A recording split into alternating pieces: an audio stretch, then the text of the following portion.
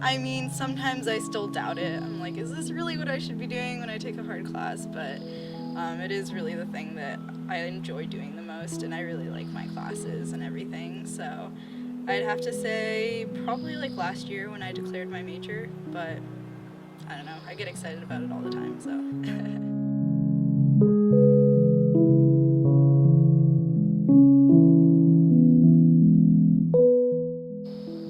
I never was like, ooh, science is cool.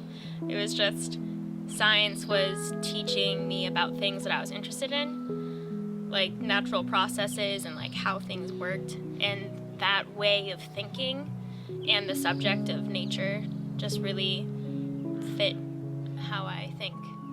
So it chose me.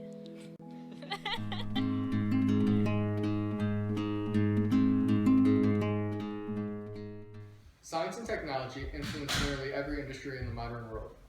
From medicine to nuclear energy, biologists and physicists and engineers research and design technology and procedures that allow our society to function. However, there is a noted disparity in the gender distribution in these fields.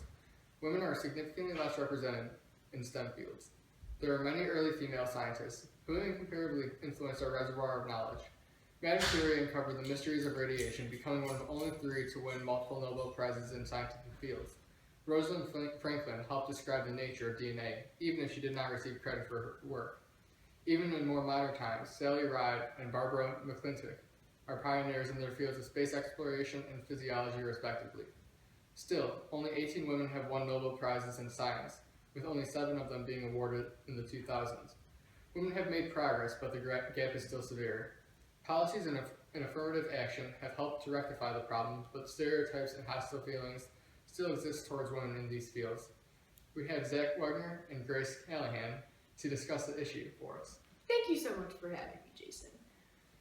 In regards to the relationship between the two parties involved, both men and women, historically men have thought themselves superior to women. However, in this modern day and age, this is no longer the case. The relationship between the two is actually quite neutral. In STEM fields, especially in undergraduate education, the ratio of males to females is now 1 to 1. When speaking of who is the oppressor and who is the oppressed, I would claim that society and its norms are the oppressor in this case. According to PBS, there are 2 universally accepted truths about women and STEM careers, those being careers in science, technology, engineering, and mathematics. The first is that men outnumber women in these fields, and the second is that women are socialized to avoid STEM as career choices, but society considers them unfeminine. Essentially, this is saying that society dictates whether or not women can participate in careers in education in STEM fields. Also, society gets the maintenance of stereotypes that have been held true since the beginning of mankind out of holding these societal norms. One interpretation of the difference in STEM careers, and in the workforce in general, is that females are pressured into areas that are more gender appropriate. Not that they are choosing to study what is intrinsically more interested to them. So in society implanting these norms, they essentially maintain the stereotype that women have been forced to accommodate to in history of time.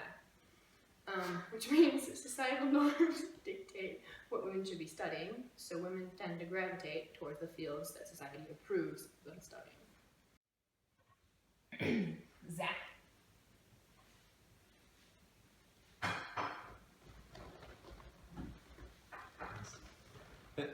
Thanks, Jason, for having me today. My side of the argument is that historically, the relationship between the two parties in the job market has simply been that men have had the higher paying jobs, more power, while women have had the tedious and menial jobs if they've even held a job at all. Actually, according to the U.S. Department of Labor, only about 57% of women currently have a job, which means that just over half of the women of working age participate in the workforce, where nearly 70% of men of working age do.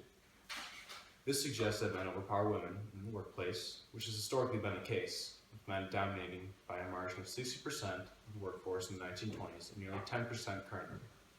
While the stat, as suggested by the Bureau of Labor Statistics, shows improvement with women in the workforce over time, some areas still leave more ground to be gained, such as the STEM field. According to the U.S. Department of Commerce, only 25% of all STEM jobs are filled by females. This figure is even more disproportionate, with over 2 million men in engineering as of 2009, and only 300,000 women at the same time. No doubt there's inequality in the area, with men dominating STEM fields. Looking at the males, who could be considered the oppressors in this instance, they maintain a tradition of power over women.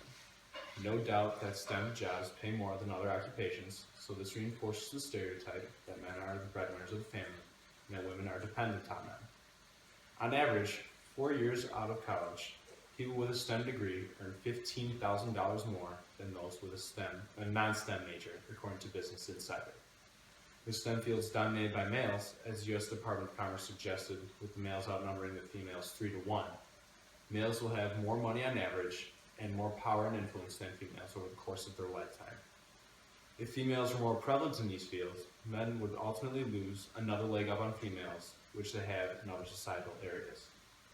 Females, on the other hand, have lost out on much financial independence and money overall as a result of lack of STEM jobs.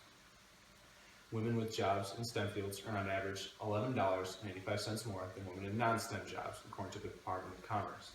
With only 57% of women in the field to begin with, in the work field to begin with. This short change has a gigantic effect on the economic gap of men and women, and in turn societal status, with most women earning less and worse paying jobs, more men earning more and higher paying jobs.